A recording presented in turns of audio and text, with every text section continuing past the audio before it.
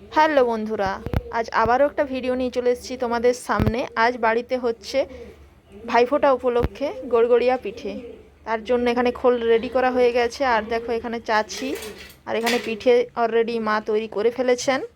মা যেহেতু আমার কাছে এসেছেন, এখন মা আমার কাছে আছেন, তো ভাইফোঁটা উপলক্ষে মা বানাচ্ছেন এখানে গড়গড়িয়া পিঠে। উৎকলদের প্রসিদ্ধ পিঠে, খেতে কিন্তু দুর্দান্ত লাগে। যারা খেয়েছেন তারা অবশ্যই জানবেন এই পিঠের স্বাদ। আর এই দেখুন বন্ধুরা, মা কিন্তু পিঠে বানাচ্ছেন। এই পিঠে বানানো কিন্তু বানাতে পারলে খুবই সোজা, না হলে খুবই জটিল। তো বানানো চলছে। আর এখানে দেখো জল গরম হয়ে গেছে, এই পিঠেগুলো জলে সেদ্ধ করা হবে। এই পিঠেগুলো ভাপানো হয়, কিন্তু আমাদের ভাপানো হবে না, জলে সেদ্ধ করে তোলা হবে।